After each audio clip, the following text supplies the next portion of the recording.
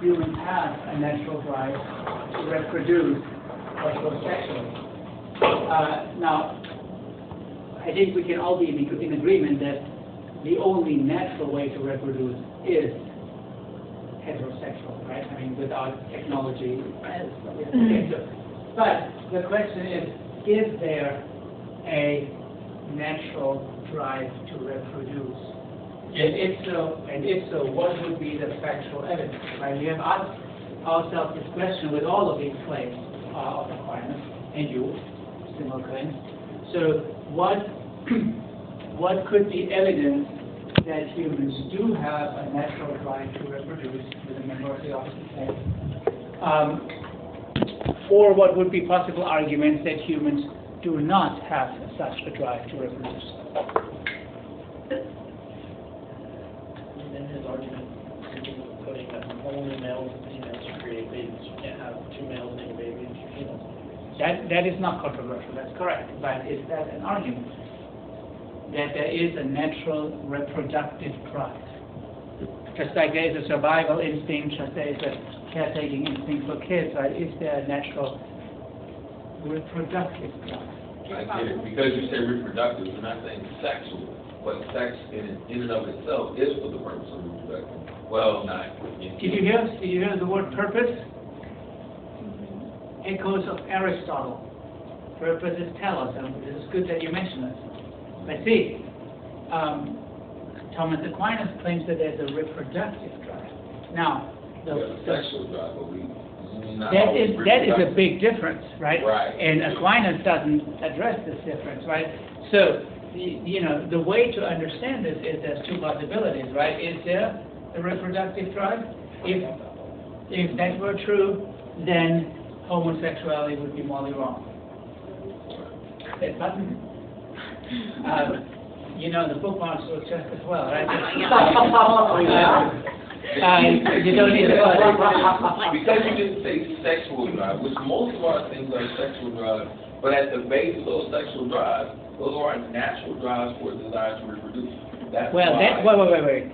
The factual question is which one do you think is true, A or B? Factually true. And what would be evidence for either, right? Yeah. I would almost say that there is a sexual drive because people are sexually attracted to objects, and that's not for any reproductive reason. All right, but you could also say, that the person who wants to, I don't know, let's not go there, but you could also say this is an aberration, right? No. I want to use you for this one because we would call it simple. The what? We use Brianna for this. Brittany, just saying. Thank you for the correction because I was so terrible. But look. The hair, like eyes, like physical indicators, these are all natural inclinations for us to be attracted. So it's a sexual drive, but not a reproductive. Yeah, but the question is, if it's a sex drive, and I don't know, a certain percentage of the population are attracted to the same sex. Right. Naturally so, right? Then Aquinas would not have an argument for the wrongfulness of homosexuality. See, but then the whole thing is when you say there's a certain sex that they consider it natural, when we do studies of people, we find that it's usually atypical adjustment to some form of sexual trauma, emotional stigma. To be gay? No, people that I've talked to, like they've either been raped, sexually abused, ostracized. All right, wait. The reason why they started choosing. I don't think gay being. No. I mean, we'll talk in a minute about what science right now says about human homosexuality, but it's certainly not true what you just mentioned. That's what we know for certain. But look, if Aquinas was true, if that was true, then there's a few things that wouldn't. There's certain evidence that would disprove it or would be counter evidence. For instance, if humans had a reproductive drive, if that was the drive geared towards reproduction, then it makes no sense whatsoever biologically that postmenopausal women want to have sex. Even more. Right? Yes. Then it would not make sense for a woman who cannot bear children anymore to be sexually active and to have desires, right? Yeah, I was gonna say, how would you know if it's natural to have some type of drive of reproducing if you haven't necessarily done any yet? Like, some people, they just don't have that willingness to want to reproduce. Right, but So how- that alone wouldn't be an argument, because it's like some people maybe care less about children, or some people have suicidal tendencies, right? That's not enough. And then the other thing is, if we agree, I mean, at least with maybe one or two exceptions, but if we agree that only humans have free will, right, and that only humans can go against our instincts, animals have to conform them, right?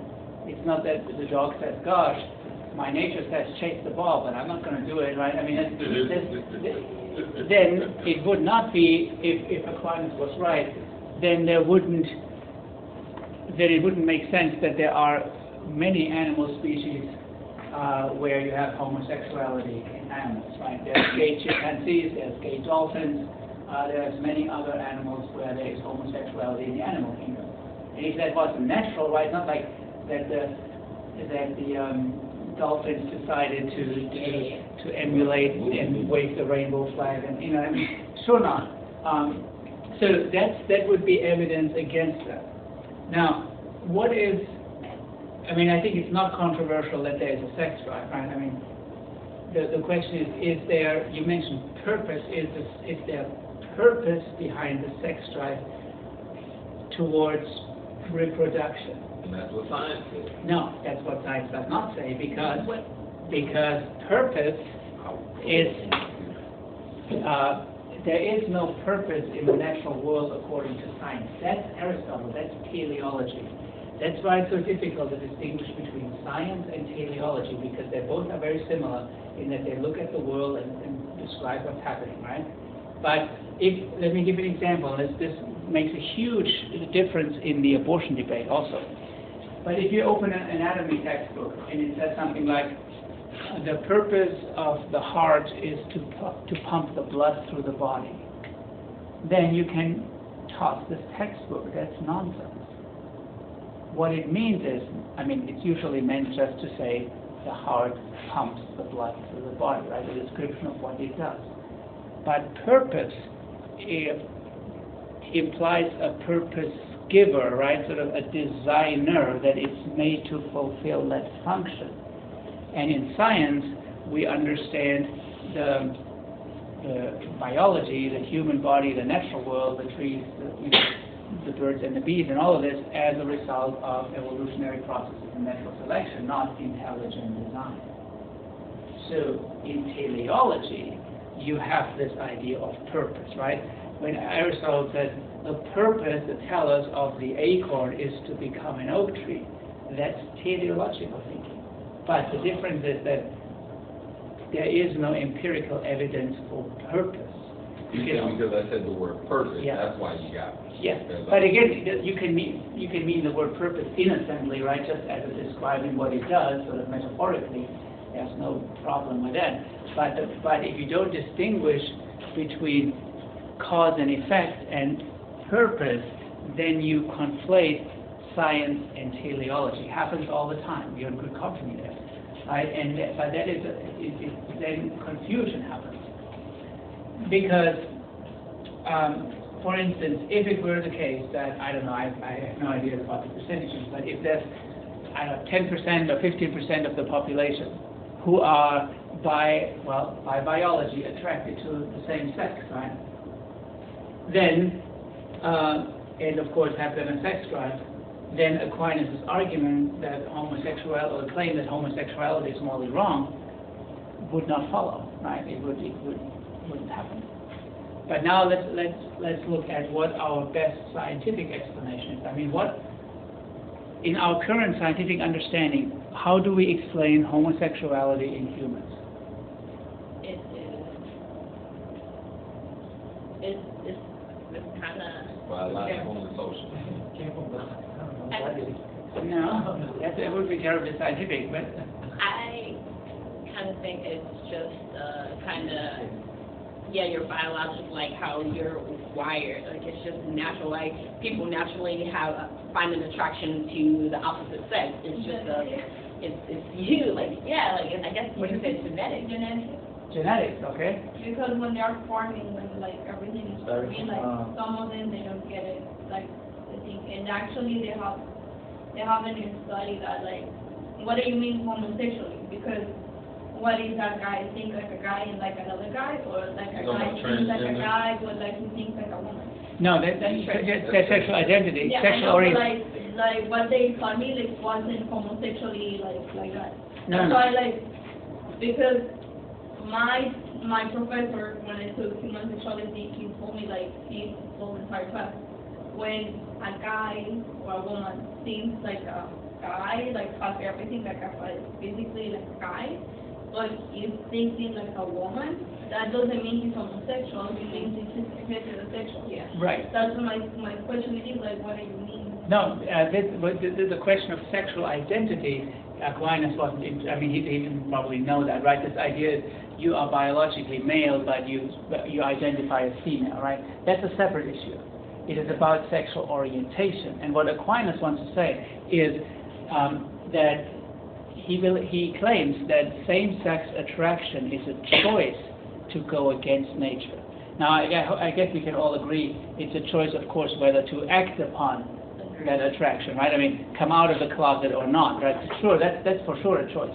But Aquinas wants to go one step further. He says to be attracted to a member of the same sex is a conscious choice of the individual to go against nature. It's like the guy jumping off the building who makes a choice to go against the survival instinct, right? I strongly disagree, but I have questions because they don't know. Okay, but I have a friend Prism, and he's like always feel like attracted to the like.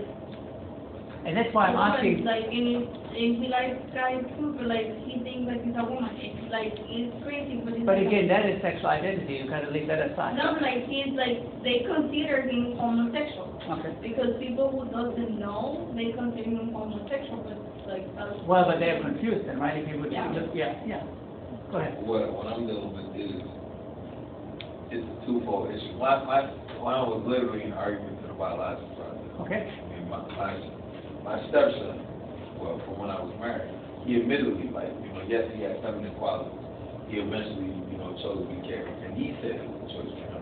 I'm talking about how do you explain people who are typically heterosexual males, they go in prison, and now, come back out, and now they've chosen to engage in homosexual behavior. now it's, for some people, it's just a trend for some people, but for others, like, it's natural, and you can't help who you are, you But can your help. statement was including all. and you can't Okay, include well, you're right, for some people. Some it's a choice, and some are born Well, confused. What I science- would say confused. what science would say to the prison scenario is these are straight men when they went in, and they're straight when they come out, and the homosexual encounters in prison are a redirection of that. It's called So they're sublimation. seeing that behavior when they come out. Some do and some don't, right? But that is something separate. Our current knowledge, scientific knowledge, to explain homosexuality in humans, say that it's caused by 3 factors. One is genetic, but not in the sense if you Google homosexuality and gene or something like that, you get the gay gene. And then if we could identify the gay gene, people would say, let's fix it. But no, it's not like that. It's not like let me see here. There's no one in this room who has. When people have these striking blue eyes, we know exactly where the gene for that sits. Yes, it's in one place, and theoretically you could easily manipulate it. Right? Like there is a blue eye gene, right? With homosexuality, it's not that simplistic, but there is a genetic predisposition. That is, and this is better understood in males than it is in females. I mean, gay males than it is in gay females. If in let's say in your family tree, there are a lot of, especially on the father's side, a lot of men that are gay, then it's more likely that as a woman, your firstborn son will be gay. More likely, not determined, right? It's not strictly determined, but there is a greater likelihood.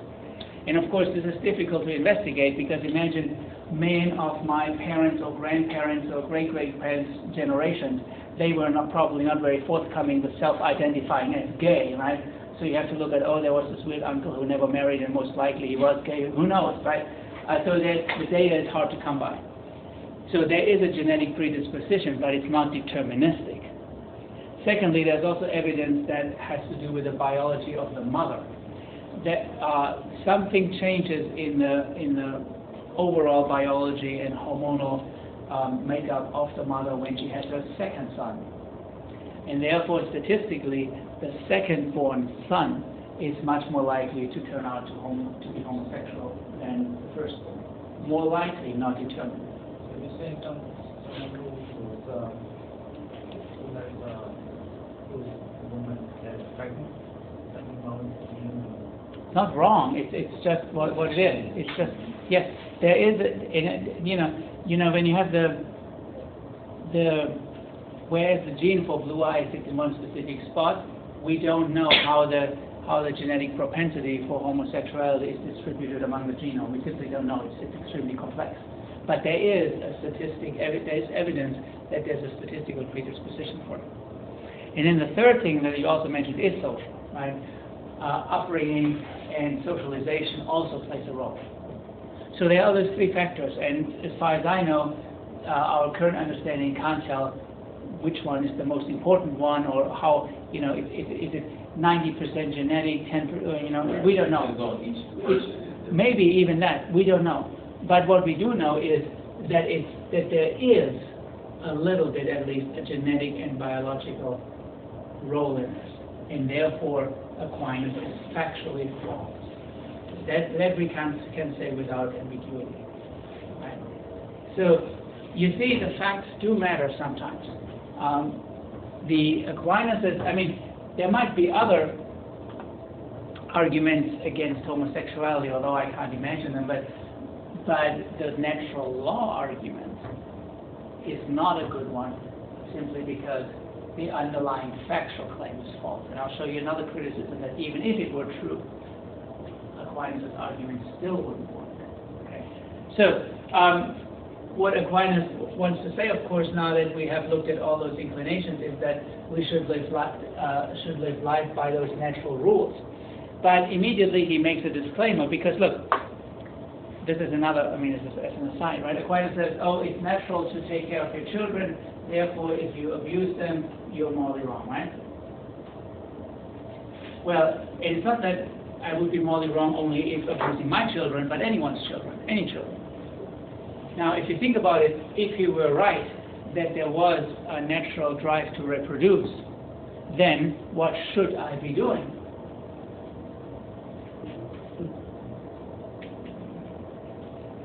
I should reproduce with every fertile member of the opposite sex, right? And that doesn't gel quite with a Christian worldview, right? So immediately he has to say, well, provided you're married, right, in the proper context and so forth, right? So immediately he has to backpedal from the biology a little bit and look at social convention, because clearly a Christian doesn't want to say you should have sex for reproduction with as many women or men as possible, right? Of course not.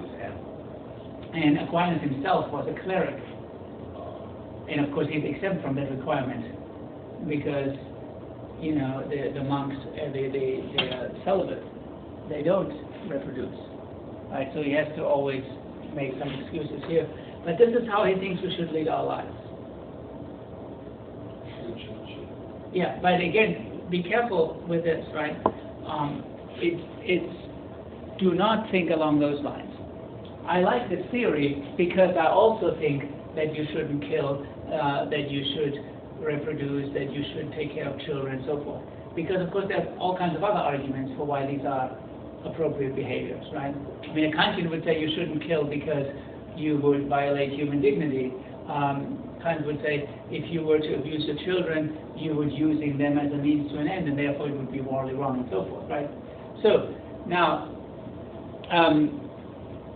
the reason why we even talk about Aquinas and his medieval theory, again, it's not that somebody said today, oh, I oppose,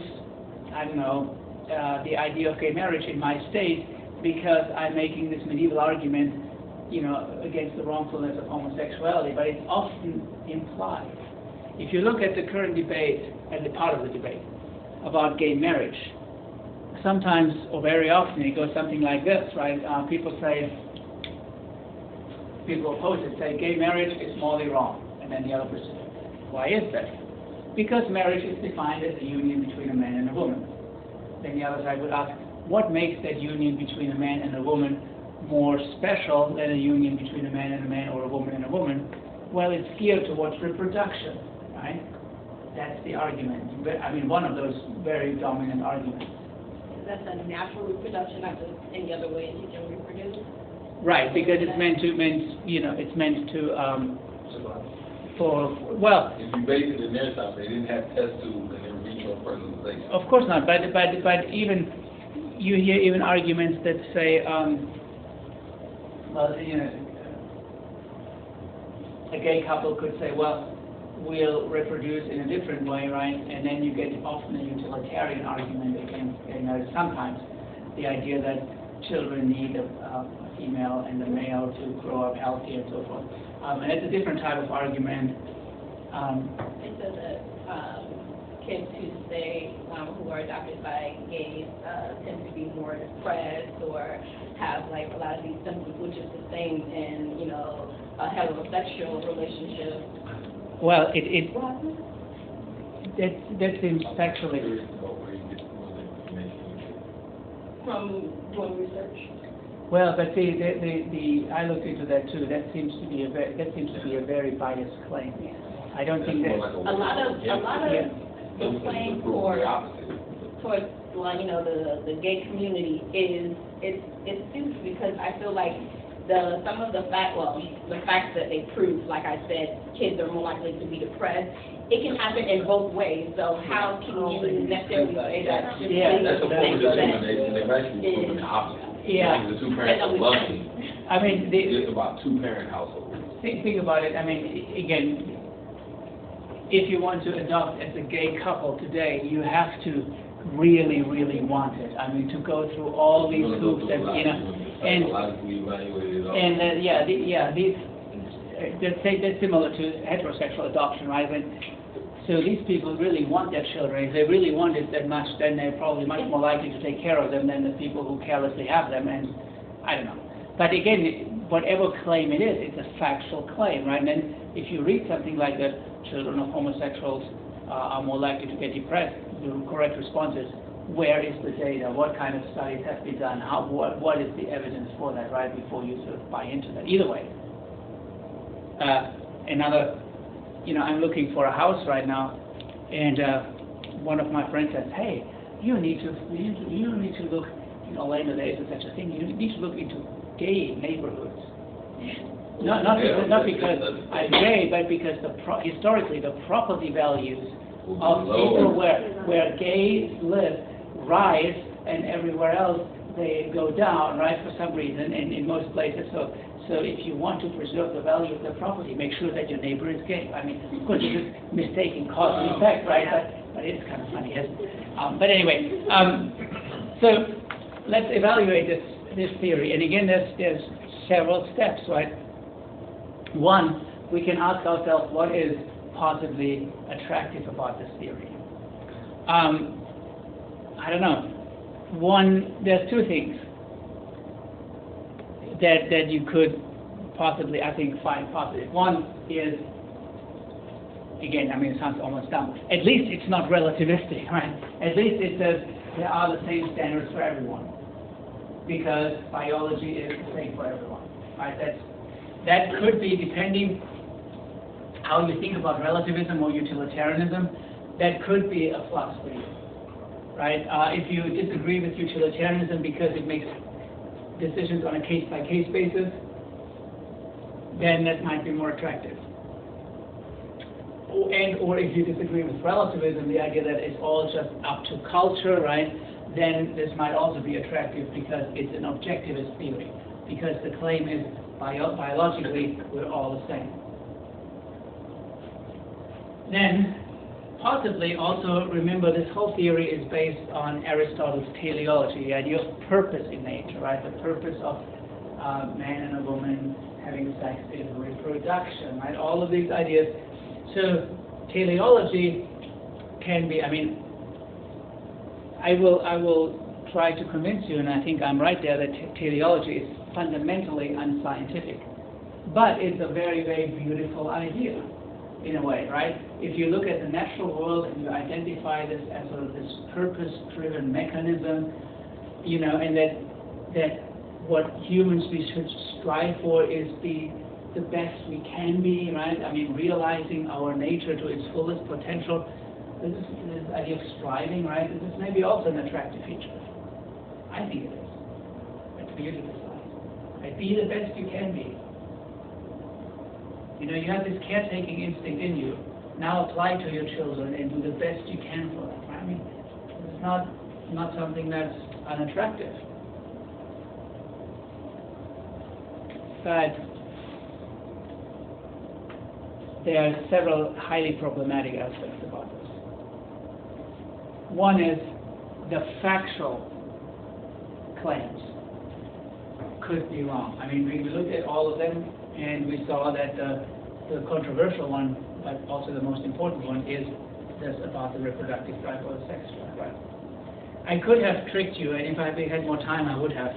I could have come up with a completely different list of what human nature is, right?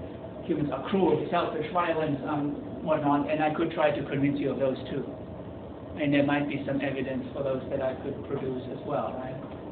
So, you know, you have to look, whenever somebody makes the claim, this is natural or unnatural for humans, you're entitled to ask, is that really true?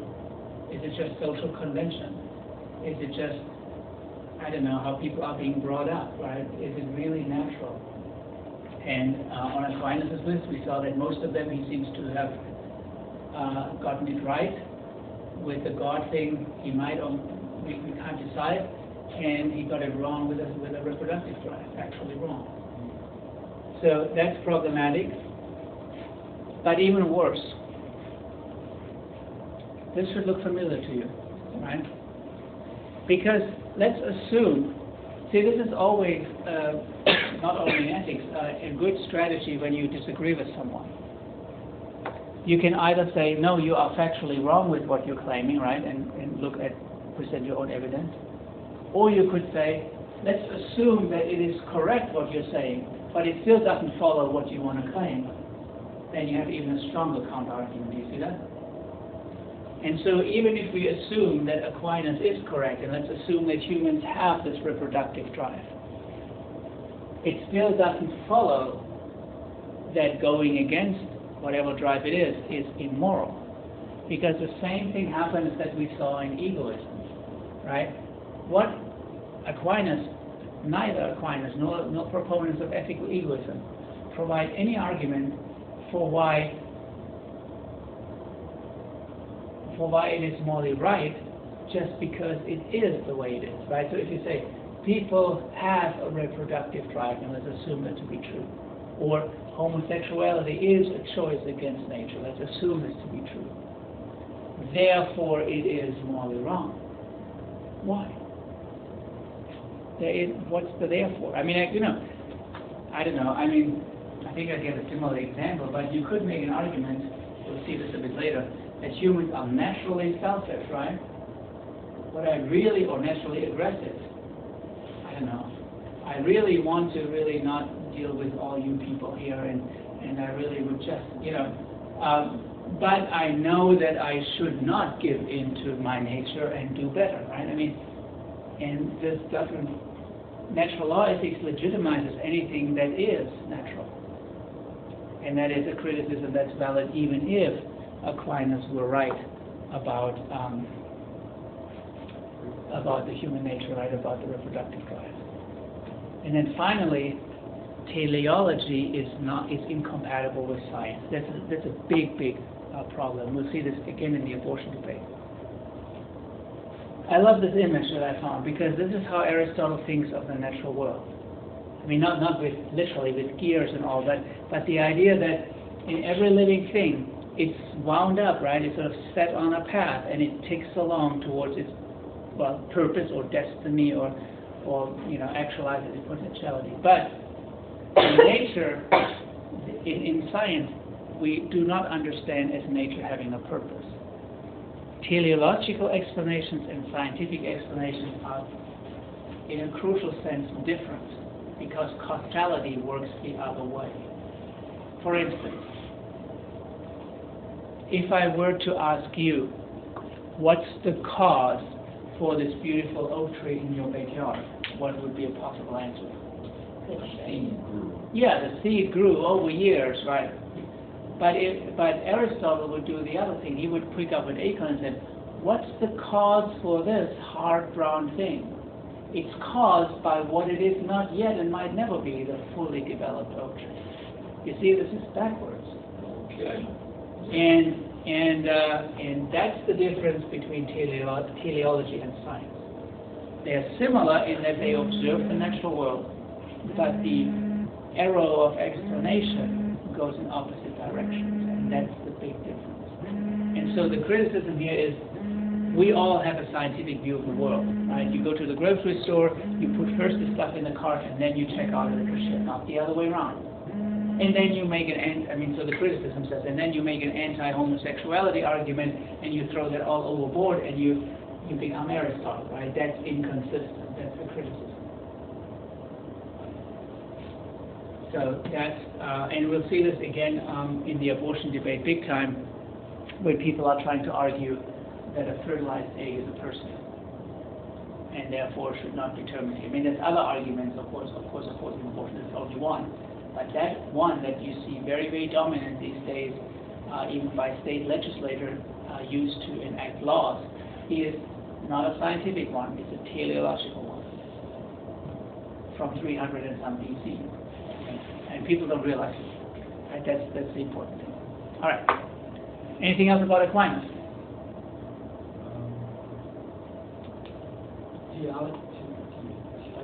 Teleology, I didn't used to get it right. The force of nature that causes something to happen? Yes, in teleology, teleology is a system, right? Like science, it tries to explain the natural world. And in teleology, I explain what something is by its destiny or purpose. Right? So the purpose of the acorn is to become an oak tree. The purpose of the fertilized egg is to become an adult being, right? So science can't figure it out how it becomes. Yes, but science looks. Here's how science works.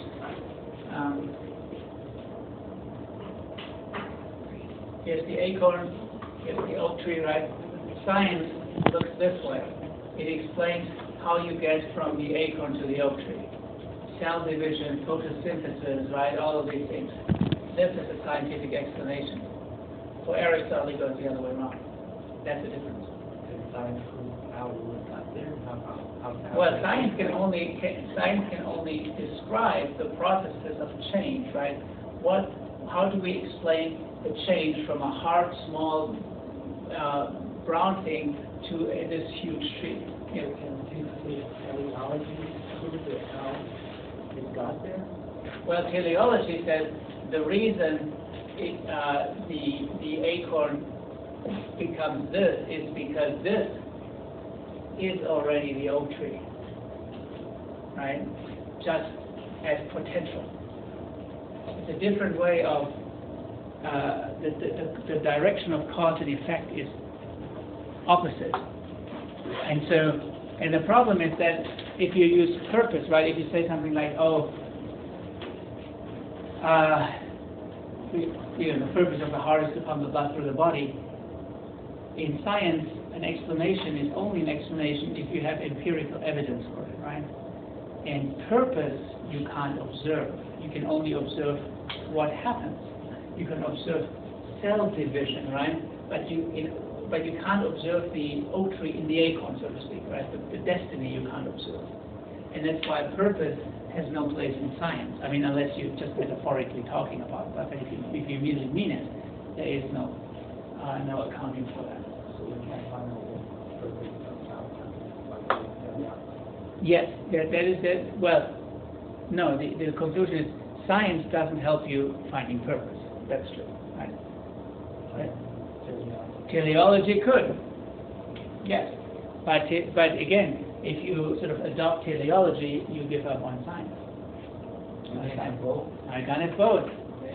No, because that would be contradictory. Oh, Yes, that would be inconsistent.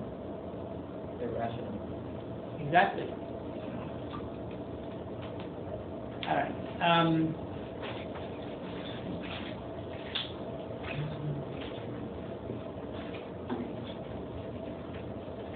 I see already we'll have to push back something here. All right. Now, let's look at another set of theories. That's gonna be on the third subclass, correct? No, this is still in the module. The social contract theories are still in the module humanity, morality, and human nature. Okay, Think of it this way. gotcha. Thomas, I mean, this is a bit simplified, but it helps. Thomas Aquinas in Natural Law says it's good to, the morally right thing is to conform to nature, right?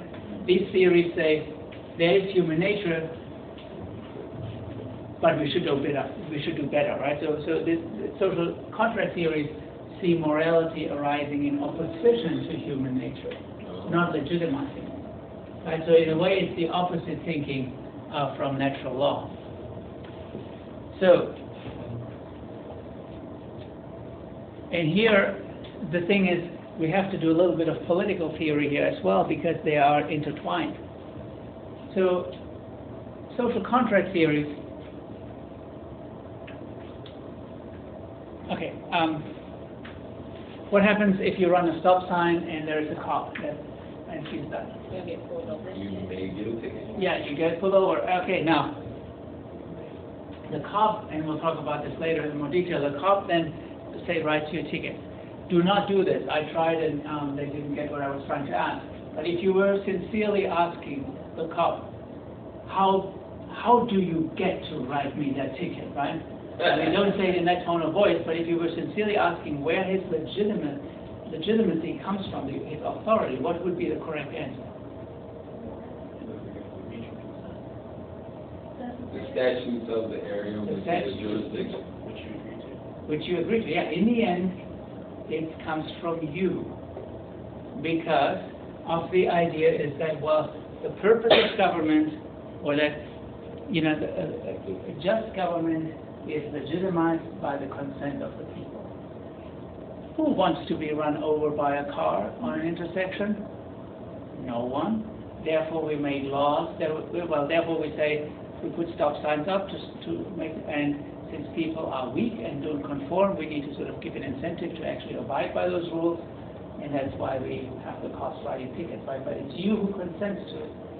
So what social contract theories do, they have two parts, right, and they're intertwined. One is about where the legitimacy of governments come from. And social contract theory, all the different ones, they agree on one thing, that a government is only legitimate if it has the consent or the support of the people.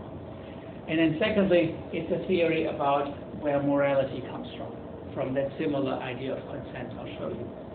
And there's a whole bunch of social contract theories that have been developed, usually by Englishmen or Frenchies. We're going to leave the French out. They don't matter for our purpose, and we're looking at two that are important for morality. One is the one by Thomas Hobbes, and the other one is the one by John Locke. And they are different in crucial aspects. So, the moral theories that arise out of those, the type of social contract thinking that comes from the tradition of this Thomas Hobbes, that moral theory is called contractarianism.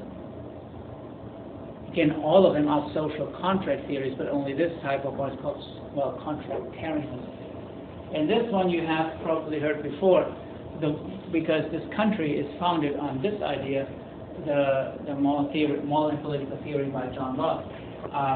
That is what we today call natural rights ethics.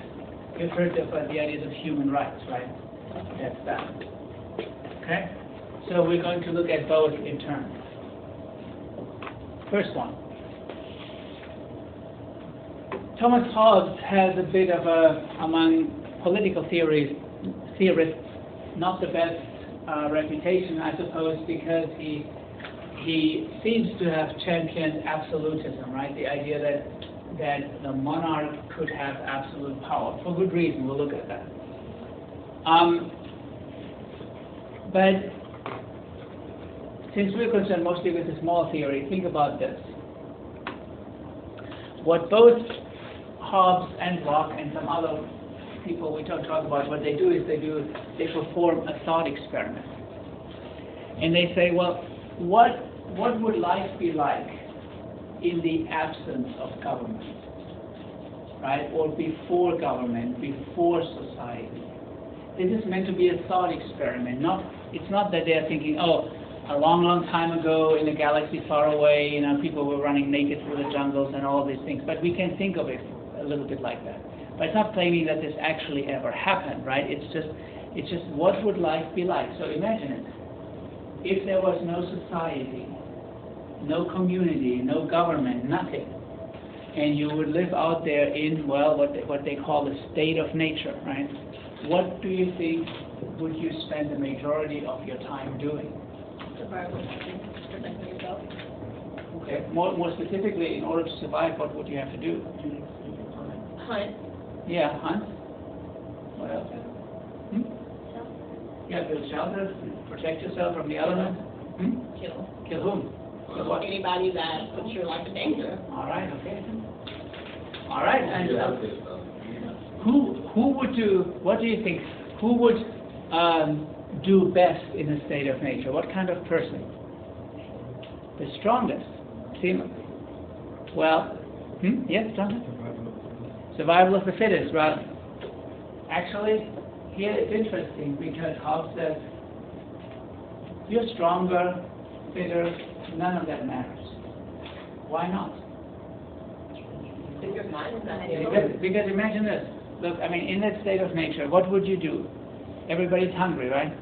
So let's say I had a good day and I got to kill this deer and I'm going to schlep it away to my den right now, right? And you encounter me in the middle of the woods, you're hungry too, what would you do?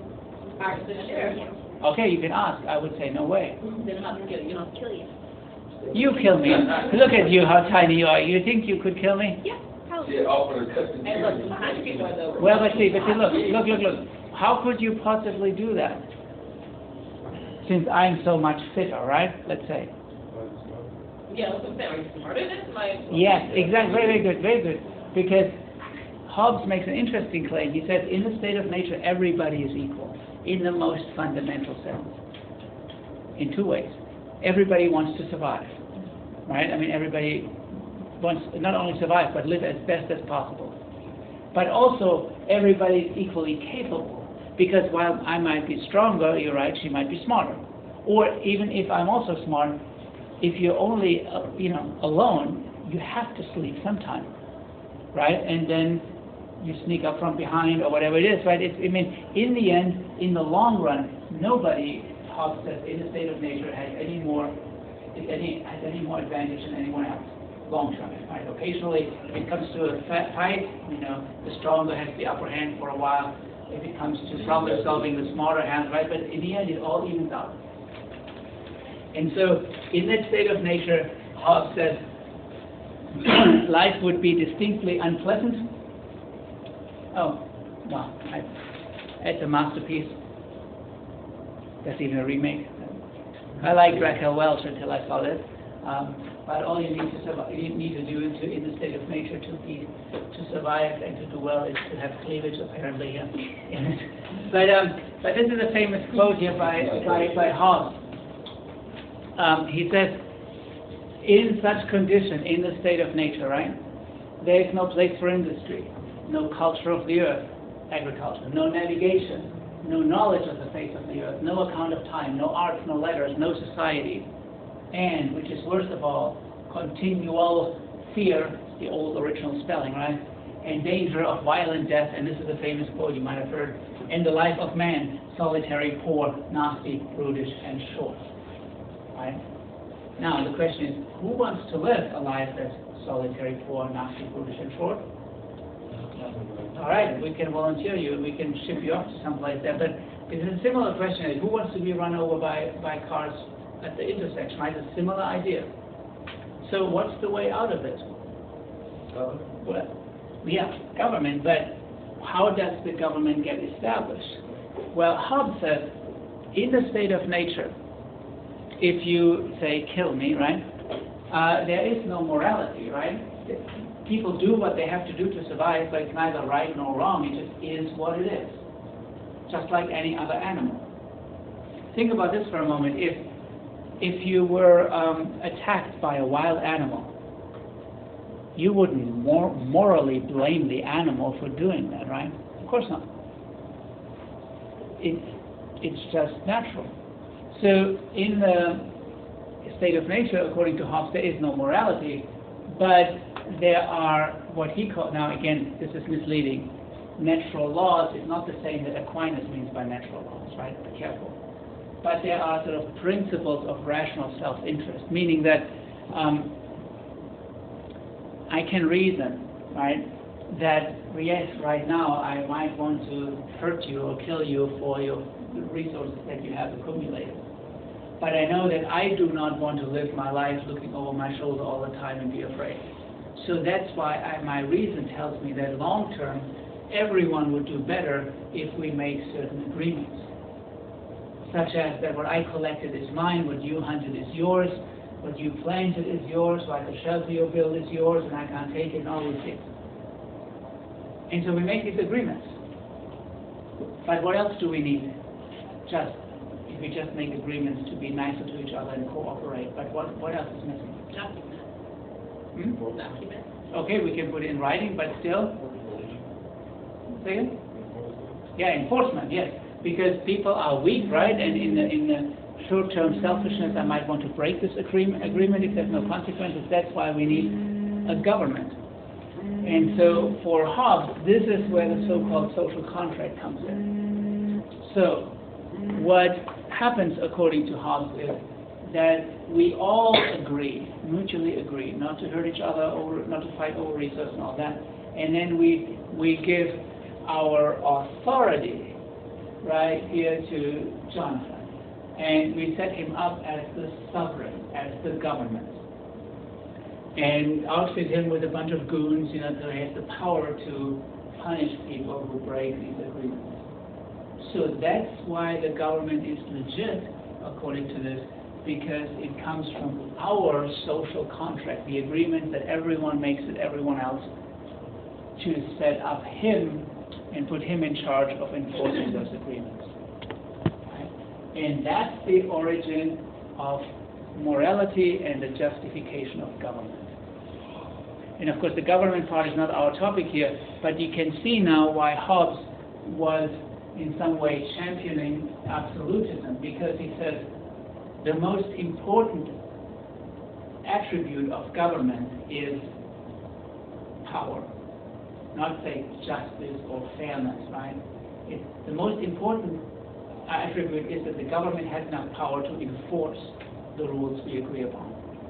A weak government is the worst. And so, because Hobbes says let's say Jonathan now goes ahead and abuses his power, right?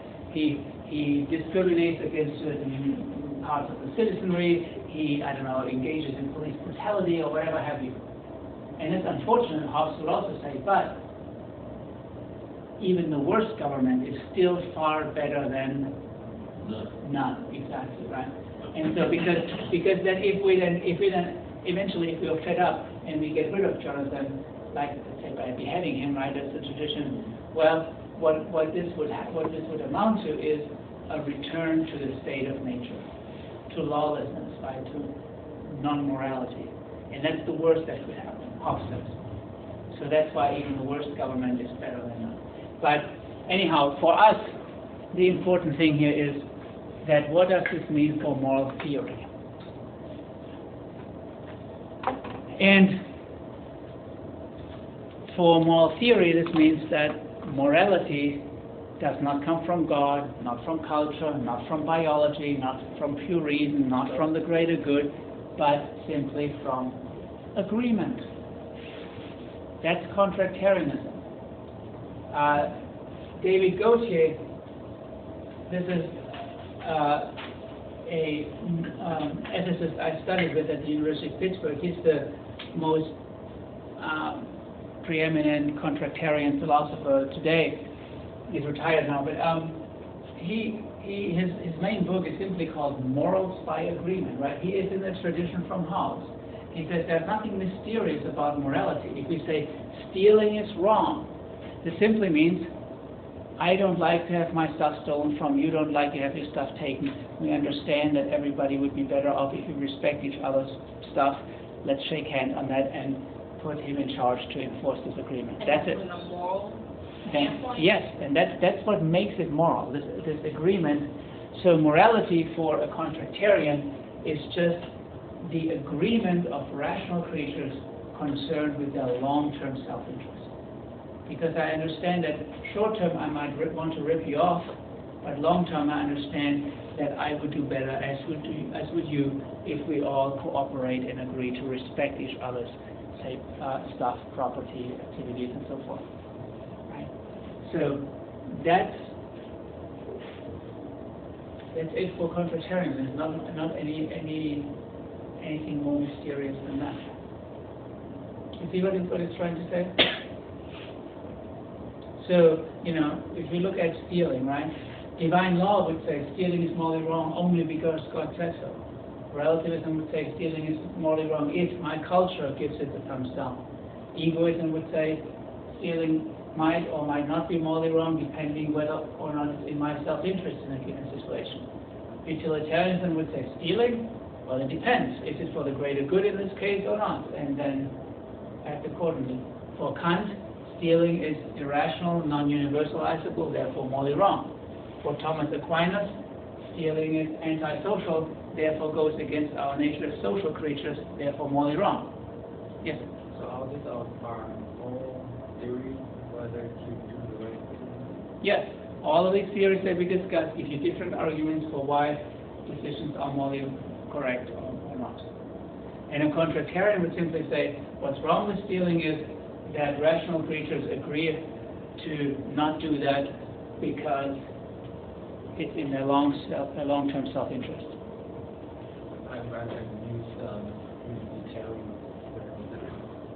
Okay. I like it because it's better to be more facts rather than more effects. Okay, well, maybe I can come up with a situation where you certainly don't want to be a utilitarian anymore, but okay. All right, but this is contractarianism. It's fairly straightforward. Now, this is not the dominant, if you wish, social contract theory in this country. In this country, the social contract theory that you are most familiar with, whether you know it or not, is the one by John Locke. And John Locke, a British philosopher, just like Hobbes, does something similar. He also talks about the state of nature, but in his state of nature is very, very different. You know this movie? And I'm a completely different generation. This is a super cheesy movie with two beautiful teenagers stranded on a tropical island, and it's paradise and all that. And yeah, it's like I mean, I never finished this terrible movie, but it's funny in the sense that in John Locke's theory, he seems to think that the state of nature is not a state of scarcity like Hobbes, right, where you have to fight for survival. In John Locke, he would say, well, the state of nature almost, it seems, there's enough for everyone, so I don't have to be so terribly aggressive, right? But the interesting thing for Locke is that he says that even in the state of nature, where there is no government to punish me if I do something or other, I would still respect other people's natural God-given rights. Right, so John Locke would say, if in the state of nature I would encounter a saber-toothed tiger schlepping away a deer, I would not hesitate to kill that saber-toothed tiger and eat the deer and the tiger maybe. But if I would see a human do that, I would not hurt that human because I would recognize that human as a creature that has built-in natural rights to to life, self-defense, freedom, and property, and I would not harm another human. Far more idealistic than Hobbes. Yeah. So this theory is only way to the right to life, self-defense, freedom, and property? Well, not quite there yet, but basically, what follows from this is that if I would violate another person's natural rights, I would be morally wrong, right? And then the purpose of government is to protect those natural rights. Now,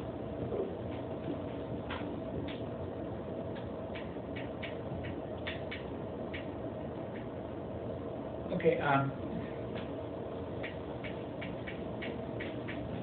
want to make sure that you understand this correctly. What is in the fine print of pretty much every employment application? What does it say?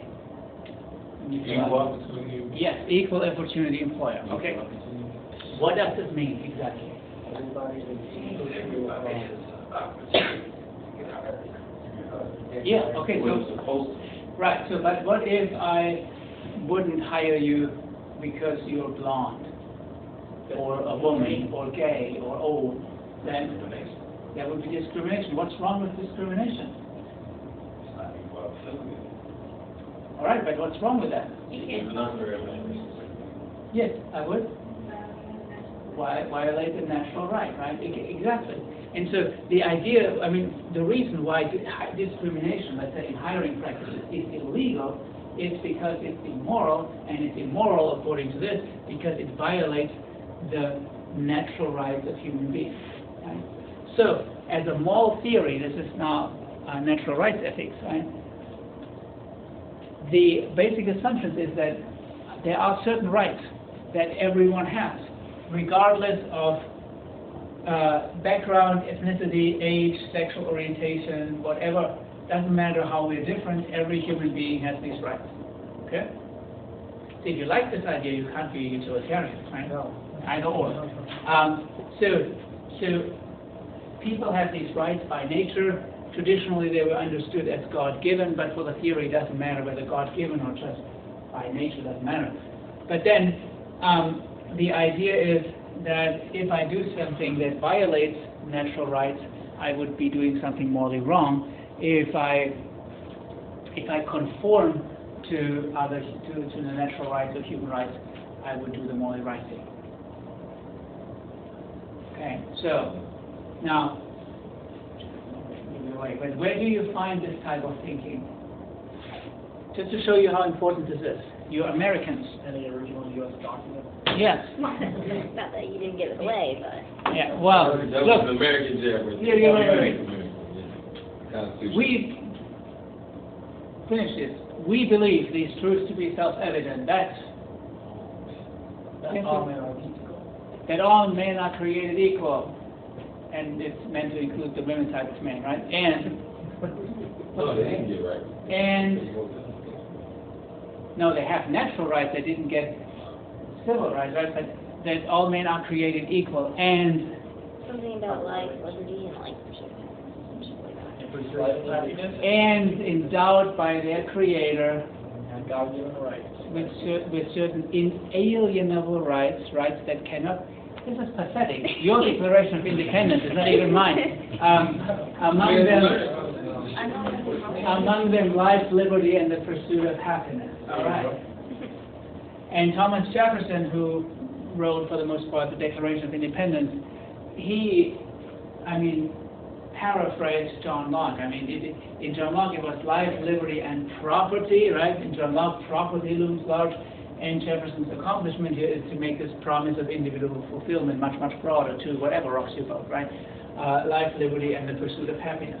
This country, not to exaggerate, this country is founded upon John Locke's theory of natural rights. Very happy. And the social contract theory. Yes, the framers took over this thinking, right?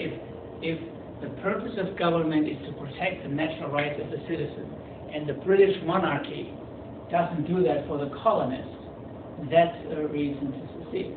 Right? So, You also find natural rights thinking in the United Nations Universal Declaration of Human Rights, right? The United Nations are that agency that's concerned with large-scale violations of human rights, was basically the right to life. So whenever, anywhere in the world, a genocide happens, right, when people are killed off, minorities, they at least talk about it, whether they do anything, that's a different, matter. But what their very, very first article in the Declaration of Human Rights is that all human beings are born free and equal in dignity and rights. And then we'll talk separately when we talk about war.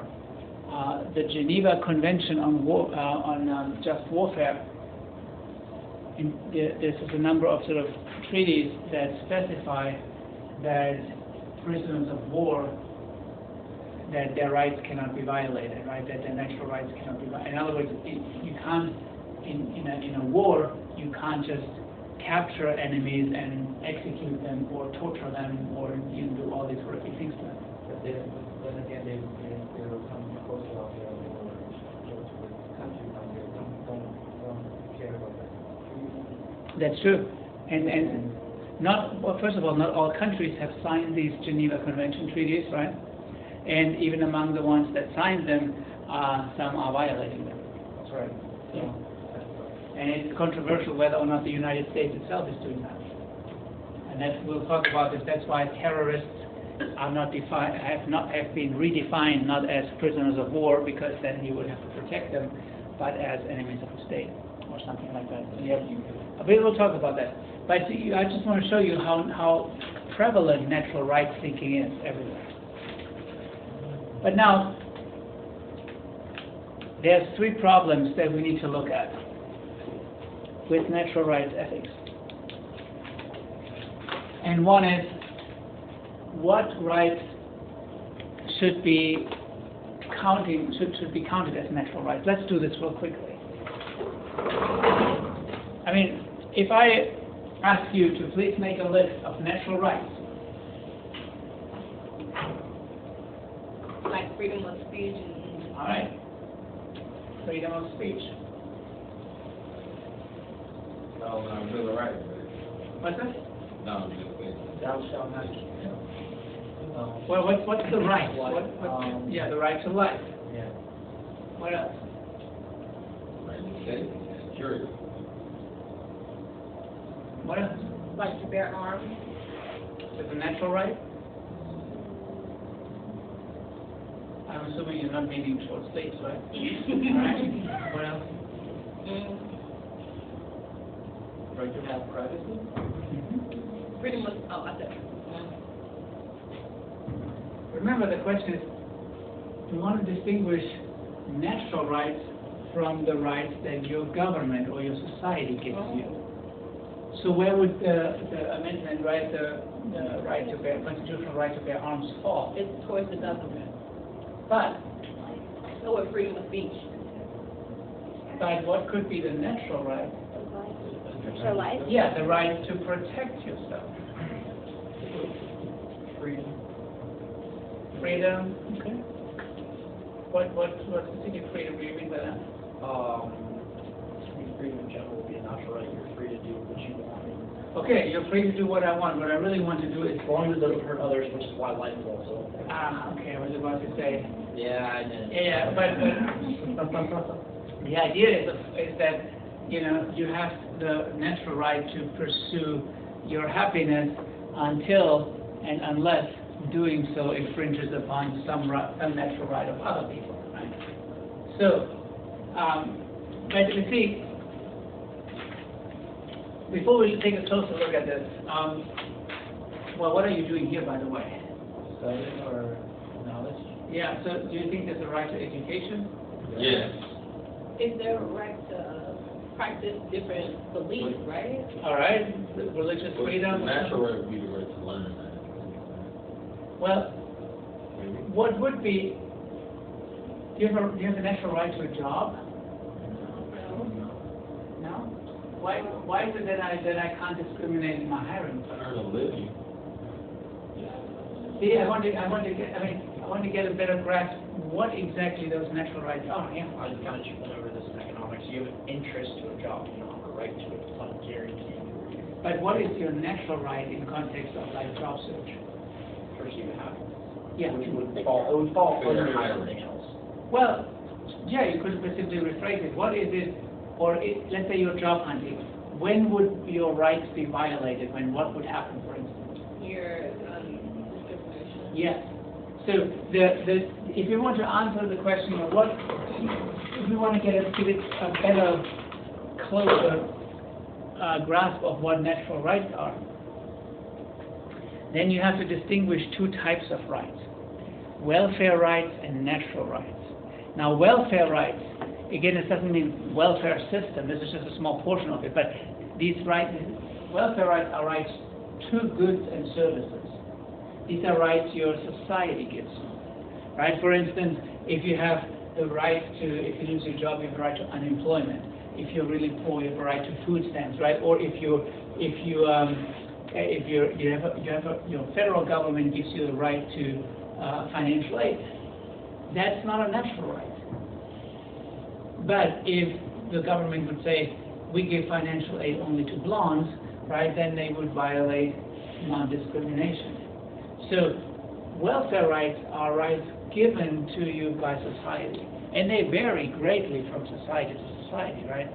In more what Americans call socialist countries, which is not the original meaning of the term, some European countries, there's far greater, say, unemployment benefits, maternity leaves, and all of these, but these are rights that you're entitled as a citizen of that country that your government gives you. But what does it then mean to have a right to education? It's not that you have a right to a free ride or free tuition or financial aid, but you have a right not to be hindered from the pursuit of education based on whatever race, ethnicity, gender, sexual orientation, age, and all of these things, right? So the best way to understand what natural rights are is to think of them as rights to non-interference, as rights not to be interfered with, not to be messed with in pursuing whatever you're pursuing, right? And so with this here, we can say there's a natural right to protect yourself. But it's a society's interpretation whether this translates into a legal right to gun ownership or not. And that's the difference, right? In the United States, the Supreme Court, or the amendment, the constitutional right is both interpreted as a legal right to bear arms. In European countries, it's not. Right? So there is that interpretation involved. So the right to education is the right not to be excluded from the pursuit of education. Okay? So only liberty rights can qualify as natural rights. So anything in the Bill of Rights and the amendments and stuff like that? Well, there's both, right? The idea is that in a just society, the constitution of a country and the laws should be based on, you shouldn't have, for instance, when slavery was legal, right? You could say, and people have said it, that it's legal, but it is highly immoral because it violates natural rights, right? And then Martin Luther King pointed out that this idea, the Constitution, was mentioning equality all along, but it was not acted upon, at least not in the South, right? In the North, that's not said of for a long time either. But it was, that it's time in the Civil Rights Movement that he argued that it's time to make good on the promise of the Constitution, to actually realize that, to actually sort of make those natural rights working for African Americans. Right? So only liberty rights can qualify as natural rights.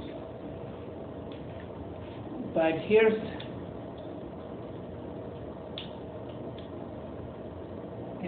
any questions so far? Right now, coming back to this freedom of speech, because this is a good example to show you how there is this interplay between, well, that there's a good deal of interpretation involved when looking at natural rights. For instance, here's this. I'm a member of the Ku Klux Klan, and I have my own little Ku Klux Klan web. I'm kidding, right? My own little website where I rant and rave, about the inferiority of blacks and all these things.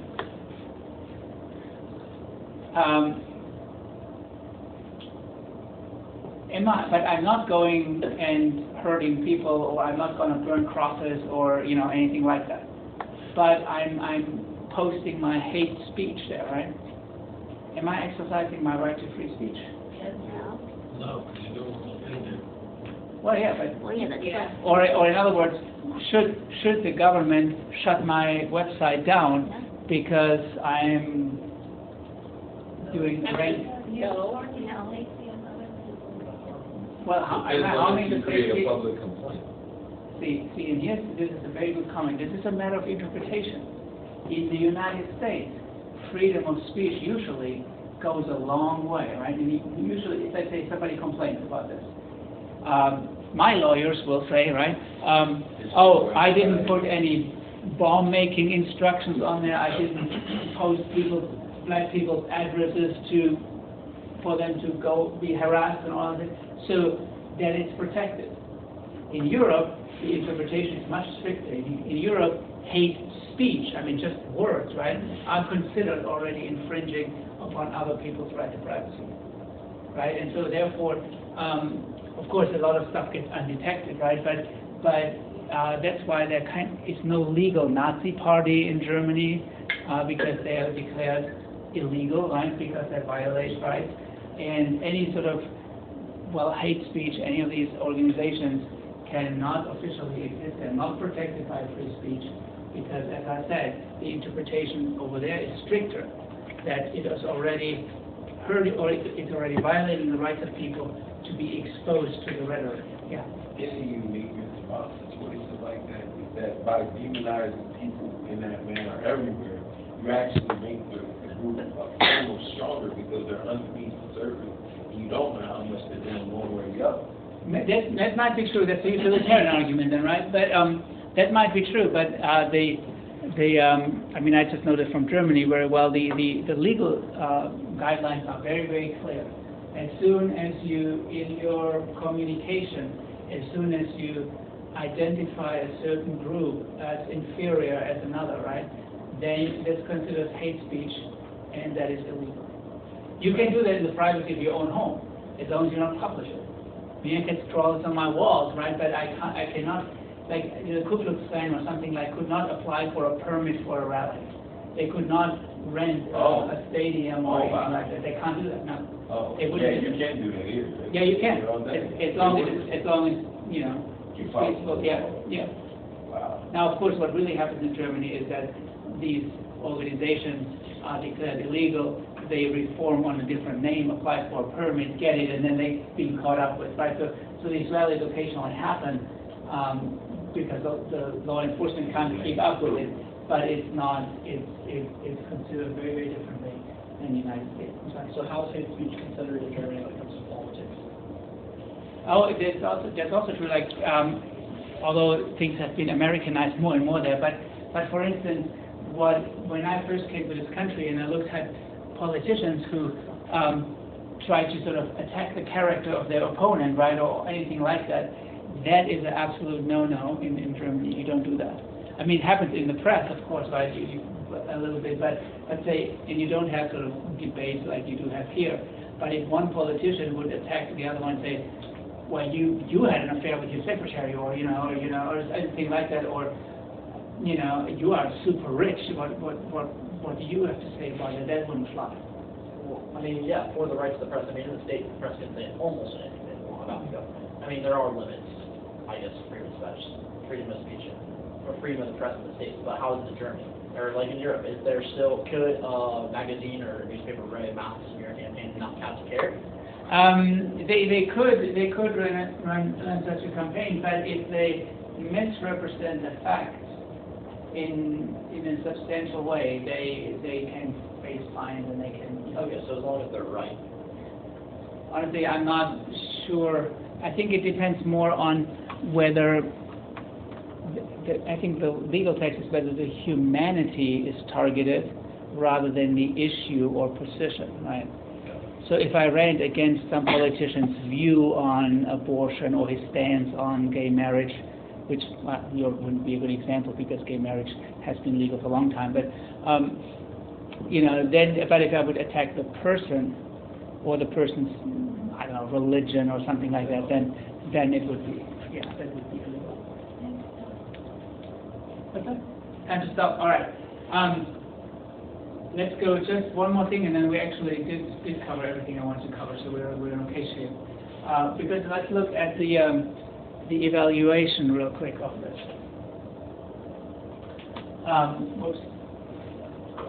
According to the theory, again, who has natural rights?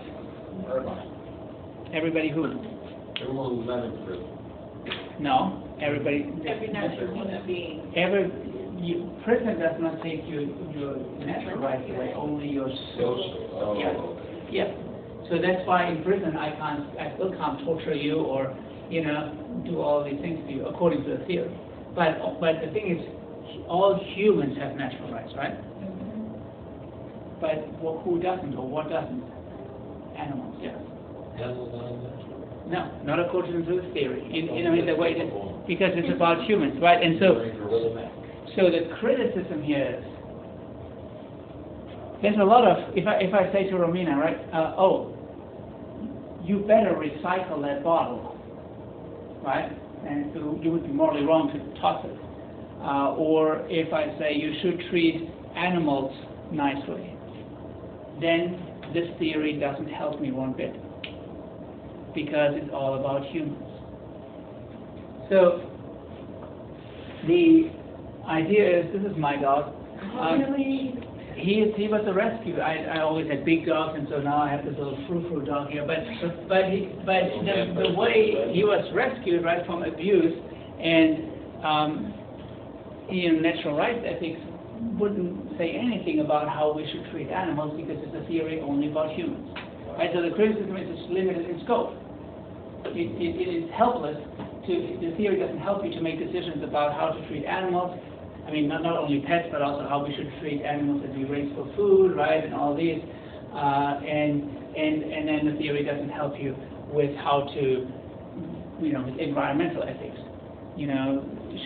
What is morally wrong with polluting the rivers and all of these things? The theory itself doesn't help you with. And we'll pick that up briefly next time. I want to break here because now you have enough to do both our self-assessment and our assignment. So let me show you your assignment first. Assignment 2, starting today.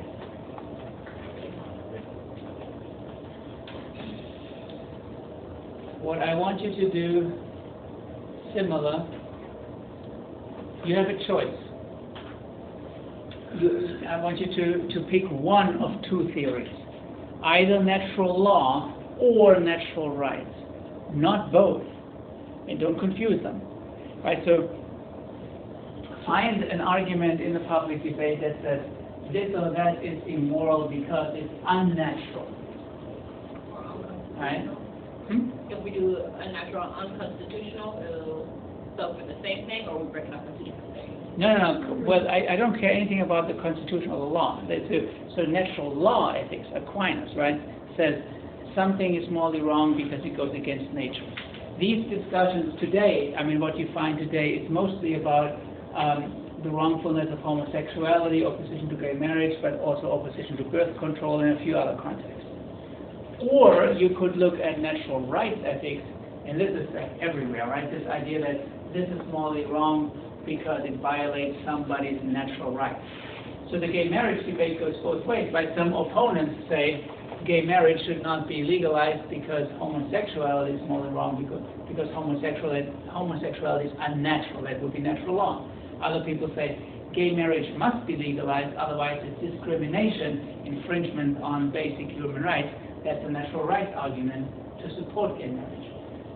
I mean, not everybody, please not everybody write about gay marriage. There's so many other things. Police brutality is a violation of human rights.